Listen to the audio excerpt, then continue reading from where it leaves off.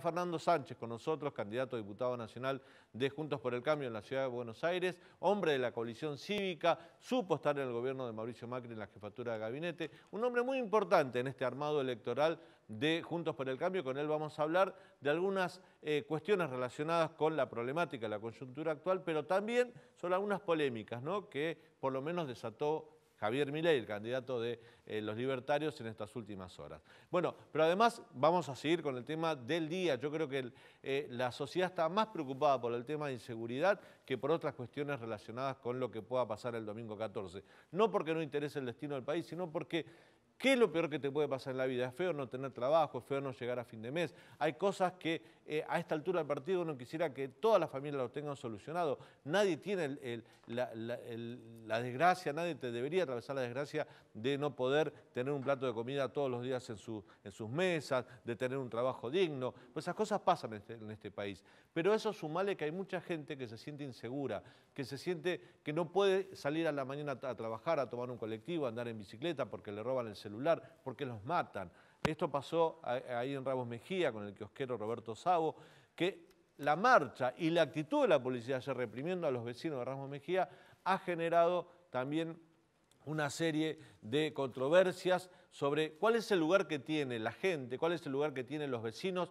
a la hora de reclamar seguridad. ¿El Estado los cuida? ¿El Estado está en condiciones de garantizarle la seguridad que los vecinos necesitan? Porque si bien esto sucedió ahora, y es un hecho que se viene encadenando en los últimos días, hace más de 20 años que se está reclamando por seguridad en la Argentina, en distintos lugares, sobre todo en el conurbano. Y sin embargo es un tema que no se ha resuelto, como muchas tantas deudas que tiene la política nacional. Bueno, todo eso vamos a hablar hasta las 23, así que quédate con nosotros, que arranca Hoy Nos Toca. En cuanto a los robos, tuvimos un incremento de un 22%. Pero si miramos estadísticas son otras cosas. Hoy un chico puede votar a los 16 años, pero no es responsable y no. Antes me parece que le corresponden las generalidades de la ley.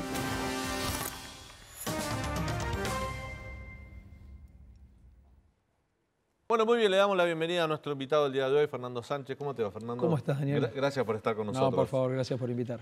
Vamos a arrancar esta entrevista hablando de una polémica. Javier Milei, candidato de los libertarios, dijo la coalición cívica, que incluye los radicales y soy de la coalición cívica. Y las palomas del PRO son tan responsables o son iguales que los kirchneristas. Con todo respeto, un cara rota. A ver, cuando Julio De Vido se robaba el país y cuando Cristina Kirchner juntaba con pala los votos y cuando no era muy simpático señalar quién se estaba robando la Argentina, quién dejaba que el narcotráfico entre, éramos un puñadito de personas, de hombres, de mujeres, y ahí no se diferenciaba entre palomas, gorriones, no sé qué animal éramos, pero fuimos un puñado de personas que pusimos la firma ante jueces federales denunciándolos y no los dejamos en paz hasta que no fueron presos. Julio De Vido, Ricardo Jaime, López, Cristina y Néstor Kirchner, los empresarios que inventaron para llevarse la plata, Aníbal Fernández. Yo me acuerdo cuando era diputado que le pedía la interpelación a Aníbal Fernández porque desconocía el avance del narcotráfico, cuando en la Argentina llovía la efedrina. Entonces, está todo bien con que gente nueva haga política, a mí me alegra. Que gente que no hacía política antes entre a la política, me alegra. Ahora, que se entre sin reconocimiento de los que peleamos la difícil, un cara rota.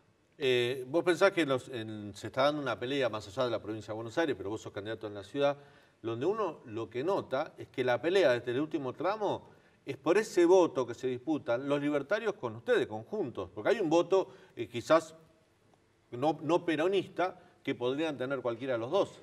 Sí, pero nosotros de vuelta, siempre ves como una cuestión táctica y estratégica, pero antes que todo eso mirás lo que tenés que hacer. Y no solamente mirás lo que tenés que hacer, sino mirás lo que hiciste, porque esa es la otra cuestión, de vuelta. Cuando nosotros poníamos la firma ahí, lo voy a decir vulgarmente, nos puteaba mucha gente. Y nosotros decíamos, no podemos permitir que el narco nos arrase, que la violencia nos arrase, que la provincia de Buenos Aires, Santa Fe, Córdoba sean territorios abandonados por el gobierno de Cristina Kirchner y de Aníbal Fernández, que vuelva al gobierno de la mano de Alberto Fernández. Y digo, no sé dónde estaban algunos. Yo no sé dónde estaban. Probablemente en sus trabajos, probablemente haciendo otras cosas. Ahora, yo te voy a decir dónde nosotros estábamos, que era peleando contra todo eso. Para que la Argentina no se la lleve la violencia, para que la Argentina no termine despedazada por la corrupción, para que la Argentina no termine sin ningún sentido. Porque vos me decís, ¿pero qué? ¿No hubo corrupción? Sí, pero terminaron por lo menos presos y condenados.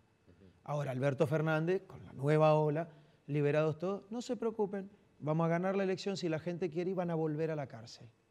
En las últimas horas se conoció, bueno, José López dejó la cárcel, aquel de los bolsos con los 9 millones de dólares, pero ahora la va a dejar Schiavi, que está preso por la causa de 11. El único que queda preso de esa área de transporte es Jaime, el resto salieron todos. Está bien porque yo te pregunto, a lo mejor mucha gente se indigna, pero cumplieron 2/3 de la condena, a lo mejor corresponde. No, yo no voy a... Eso es una discusión penal, ¿no? Que tiene que ver con la ejecución de la pena, que tiene que ver con la cuantía de las penas que se establecen en el Código. Lo importante es que paguen por los delitos que cometieron, Daniel. Ese es el tema. ¿Sabés por qué no salió Ricardo Jaime? Porque tiene más de 3 condenas. Ese es el tema. Julio De Vido no tendría que tener una condena, tendría que tener 50.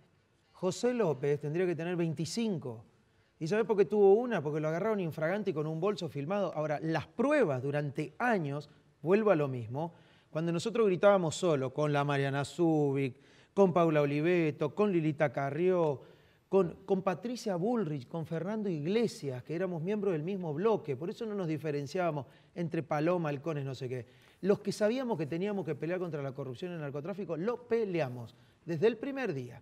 Entonces, lo que tiene que pasar es que los juicios orales que están en marcha tienen que seguir para adelante. ¿Por qué crees que la desesperación de Cristina Kirchner es no perder la mayoría del Senado?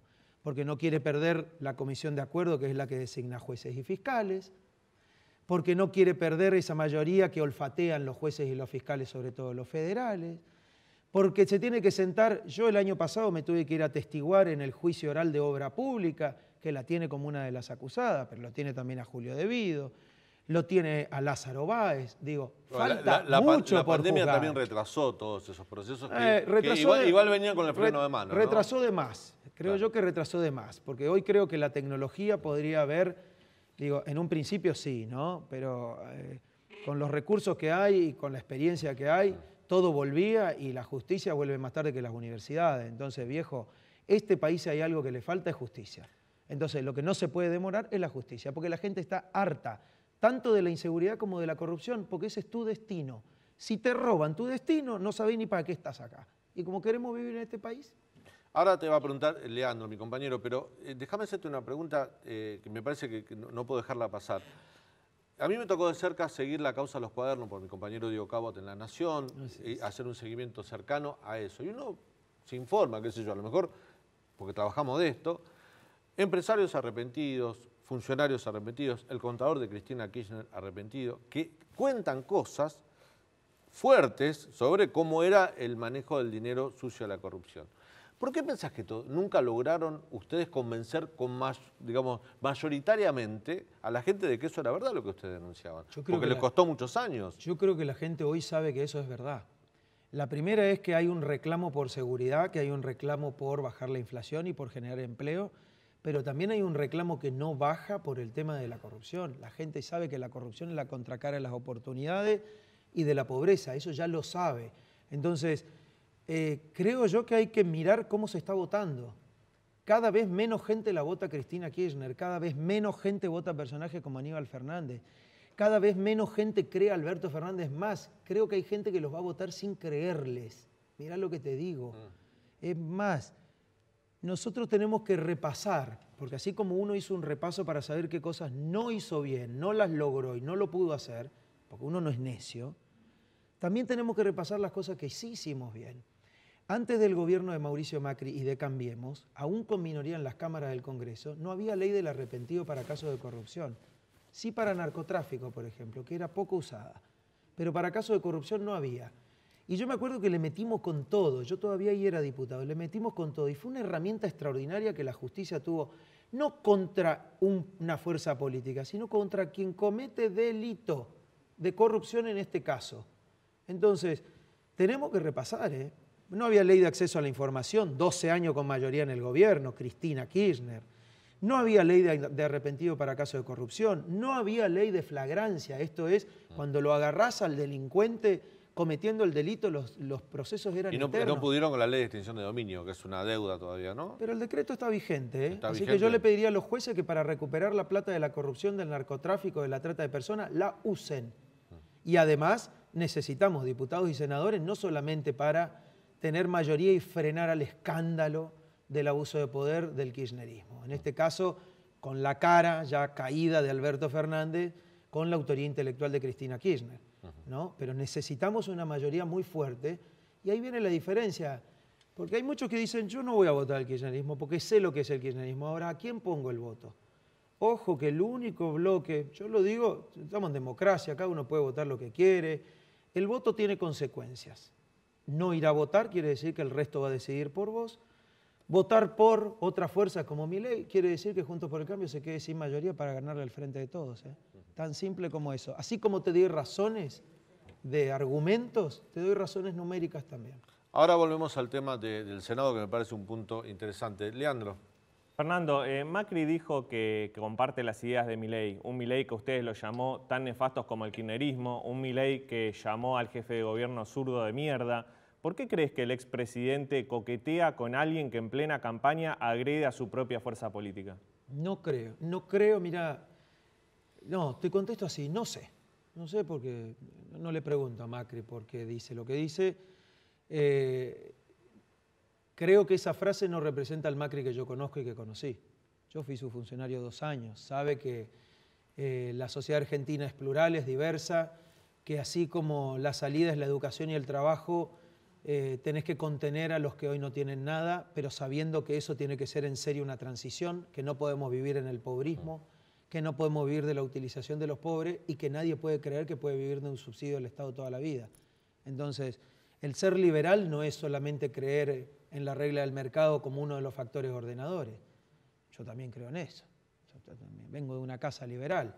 Ahora, creo también que hay que ser humanista. No es toda una transacción de cuánto me das y cuánto te doy. ¿Pero no te parece raro que vos estás luchando por entrar con una banca de diputados que el expresidente, que es de tu propia fuerza política, le haga guiños a otra? No sé, si vos me preguntás si a mí me genera suspicacia, no sé, yo prefiero hablar con la sociedad y decirle lo que creemos que tenemos que hacer, a andar mirando si alguien le quiere hacer una zancadilla a otro o no. Yo creo que no hay que distraerse, que el verdadero adversario es una forma de hacer política que hoy se concentra en el frente de todos, que es una forma muy perjudicial. Tan perjudicial es que se están matando entre ellos. De hecho, si vos me preguntás, hoy nadie gobierna la Argentina. Y eso es muy peligroso, porque Alberto Fernández es presidente, pero no gobierna, y Cristina Kirchner tiene el poder, pero tampoco gobierna, porque no toma decisiones. Entonces, lo que nosotros tenemos que hacer es fortalecer la institucionalidad, que el día después de las PASO tambaleó por decisión del frente de todos, no de Cambiemos. Y creo que hay que tomarlo con mucha firmeza el resultado, que nosotros tenemos que ejercer la representación que la sociedad nos dé, que no tenemos que jorobar entre nosotros, porque esta elección, y lo aprendí de Mauricio Macri, en una conversación que tuvimos hace como un año, dijo, sin 21 no hay 23 y hay que ir con todo al 21. Y distraer el voto significa de que, por ejemplo, Sandra Pita o yo no podamos entrar al Congreso. Es tan fácil como eso. Yo no mendigo el voto, yo doy argumentos y el que quiere votar, que vote. Y si nos quieren votar por estos argumentos, que nos voten. ¿Vale la pena ponerle un freno al frente de todos? Yo creo que sí, porque el daño que nos hacen es enorme. ¿Vale la pena conformar una coalición estable, fuerte, que tuvo experiencia de gobierno por la positiva y por la negativa? Yo lo reconozco a Mauricio Macri en el esfuerzo que hizo. Y creo que los que sigan, los que quieran ser candidatos Juntos por el Todo, van a tener que tener esa experiencia anterior, pero van a tener que ser superadores de ese gobierno. Fernando, te propongo un escenario. Quizás se pueda dar, si ustedes quisieran que se dé esto. El lunes 15 te levantás y te das cuenta que Cristina perdió la mayoría en el Senado, o el peronismo dejó desde 1983 que maneja con mayoría propia el Senado, no la tiene más. porque en las 6 provincias, Córdoba, Santa Fe, La Pampa, Corrientes, Chubut, Mendoza, ganó Juntos por el Cambio. En la Cámara de Diputados consiguen la cantidad de diputados que vos decís que necesitan para controlar el gobierno. ¿Qué país te imaginás a partir del lunes? No sé, es difícil imaginarse porque esta gente se vuelve un poco impredecible. A las pruebas me remito, no es que lo que yo creo prejuiciosamente, no. El día posterior a las PASO fue muy difícil para la Argentina. Yo escribí, che, no se olviden que hay 45 millones de personas en el medio de la pelea entre ustedes. Entonces, ¿qué es lo que deseo? En realidad no es lo que imagino. ¿Y por cuál lo vamos a pelear? Que es la tercera de las opciones. 2 podemos intervenir nosotros, la que hagan ellos no sé, no tengo idea. Uno tiene que prepararse para todos los escenarios de lo que hagan ellos. Pero, ¿cuáles son esos escenarios? Que se adelante la disputa por el poder presidencial, que no se reconozcan, que se tiren la posible derrota electoral unos contra otros, cuando además yo creo que la autoría de una posible derrota de lo que ya fue el mensaje de septiembre se llama Alberto, Cristina, Axel, y una forma de hacer política que va mucho más allá de ellos 3, que se llama Mayra Mendoza, los intendentes del conurbano bonaerense, gobernadores de provincia que creen que somos todos tarados, y no somos tarados. No somos tontos, no merecemos ser tratados como tales. ¿Y cuáles son las 2 cosas que decís que depende de ustedes? Fortaleza, unidad, firmeza, claridad de conceptos. En la oposición. Paciencia, exactamente. ¿Y colaboración con el gobierno? Tranquilidad ¿dónde? Tranquilidad con la gente, diciéndoles 1000 veces que el ámbito para poder discutir la salida de la Argentina se llama Congreso de la Nación, con los temas arriba de la mesa, escritos, no vengan. Yo ya viví el 2009. Cuando el kirchnerismo perdió la elección e inventaron ese falso diálogo que en realidad fue una trampa, un engaño, una mentira. Lilita, por suerte, es una tipa que reacciona muy rápido, que conoce a los personajes del poder y dijo, nosotros no vamos, esto es una trampa. Y fue una trampa. Licuó la legitimidad que había ganado la oposición, en ese entonces todavía no unida. Yo creo que hoy tenemos una responsabilidad muy grande. Oposición unida, con claridad de concepto, con paciencia para el 23, tranquilo, no se adelanta el 23, con una apuesta por la institucionalidad. Nosotros siempre vamos a estar del lado de la institucionalidad, que no quiere decir de Alberto o de Cristina cuando se tiren con todo, con los muebles de la casa. No, es el Congreso de la Nación tiene que ser una institución que le dé serenidad y tranquilidad a la sociedad, porque la que sufre la angustia no es Cristina cuando pierde una elección, son 45 millones de argentinos que la mitad están en la pobreza. ¿Antonella? Fernando, Vidal propone conformar un bloque de 120 diputados para frenar al kirchnerismo. ¿Vos creés que puedan alcanzar este número? Yo creo que sí, que es un desafío que una parte depende de nosotros, que es lo que le proponemos a la gente, pero otra depende de la decisión que tome la sociedad. Y yo creo que cada vez los argentinos aprendemos a votar mejor. Primero porque nos damos cuenta que cuando le erramos en el voto pagamos nosotros las consecuencias. La democracia tiene algo de divino, que vos elegís quién te gobierna y si va mal la pagás vos, porque lo elegimos entre todos nosotros. Ahora, sí, me parece que es posible. Primero porque no estamos tan lejos en términos de número y en segundo lugar porque creo que los argentinos dijeron, cuando nosotros no cubrimos las expectativas, se fueron a votar a desgano por Alberto y por Cristina. Yo me acuerdo un colega de ustedes me pregunta, ¿pero por qué votaron por ellos? Bueno, porque necesitaban también pasarnos un mensaje a nosotros respecto de nuestra expectativa de gobierno. Ahora le dije, no los votaron ni para que les roben, ni para que les mientan, ni para nada. Y le hicieron eso. Les robaron la vacuna, les roban como siempre, les mienten como siempre. La gente está cansada y le dijo, mira, así como te puse en la presidencia, te quito la mayoría en el Congreso. Yo no sé si eso es tan pensado en ese sentido, ¿no? Pero uno sabe manejar su voto. Antes se decía la política usa a la gente, hoy la gente sabe usar el voto. Fernando, yo recuerdo que la coalición cívica tenía, ayer lo debatimos con Antonella, parte del problema que tiene la inseguridad son los menores que delinquen, ¿no? Horacio Rodríguez Larreta también se expresó en consecuencia que hay que hacer algo porque entran, esta chica, por ejemplo, que participó del asesinato del kiosquero de Ramos Mejía, 15 años, dijo yo soy menor, tengo derechos, seguramente va a poder salir en breve. ¿Alguna vez ustedes trabajaron en la reforma o en crear un código régimen penal juvenil? El Código Penal es igual para todos. Es decir, porque el Código Penal te dice ¿Qué conductas están prohibidas? ¿Qué cosas no? Porque yo no puedo venir a matarte a vos, ni porque tengo 15 años, ni porque tengo 80, ni porque tengo 25. Sí. Es una conducta prohibida porque el Código Penal es nuestro código de convivencia. La Argentina es un país de libertad y hay muy poquitas cosas prohibidas. Vos no podés robar, vos no podés violar, vos no podés dañar, vos no podés asesinar, no podés torturar. Es un libro gordo, pero todos sabemos qué dice ese libro, aunque no lo hayamos leído nunca. Entonces, lo que necesitamos siempre es saber quién lo hizo. Siempre. La primera es que hay que decir que los mayores de 16, es decir, de 16 a 18 son punibles y tienen responsabilidad penal aún sin código de responsabilidad. ¿Y esta chica de 15 años? Sin régimen de responsabilidad penal. El proyecto en el peor de los mundos estamos. ¿Qué tenían ustedes? En el peor de los mundos estamos. Te digo por qué.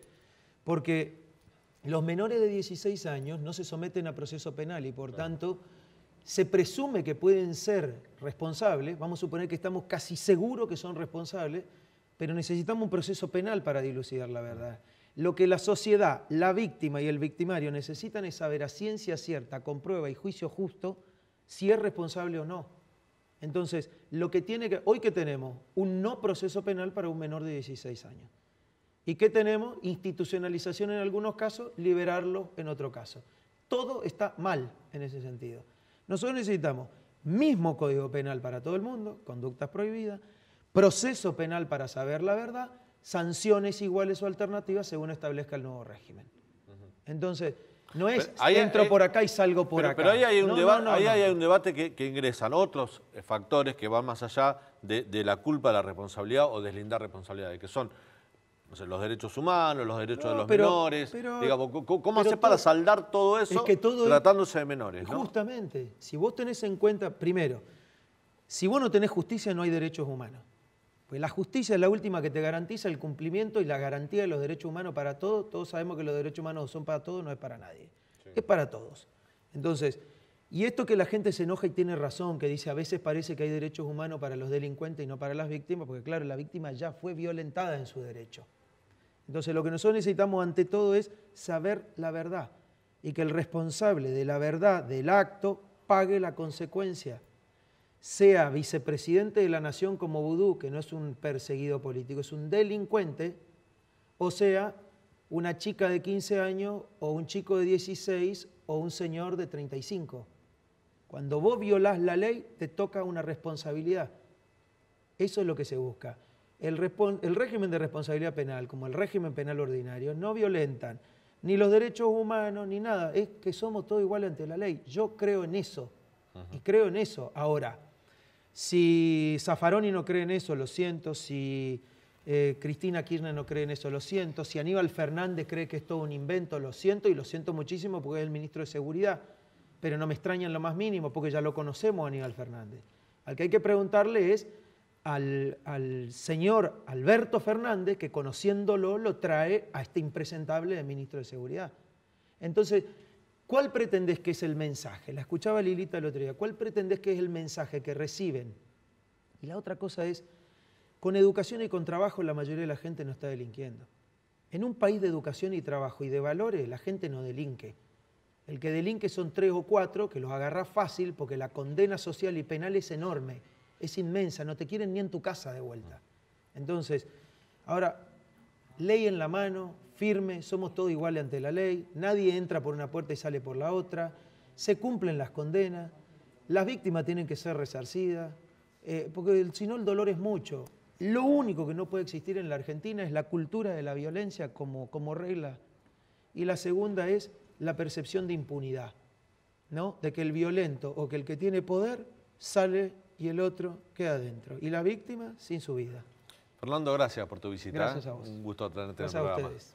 Vamos a hacer un breve corte y al regreso vamos a estar hablando con un especialista en seguridad, Eugenio Bursaco, sobre estos temas, ¿no? ¿Qué hay que hacer en la Argentina? ¿Cuál es el rol del Estado? ¿Qué hay que cambiar para que los argentinos podamos gozar de la seguridad de transitar en la calle y no sentirnos tan vulnerables como estamos hasta ahora? Ya volvemos.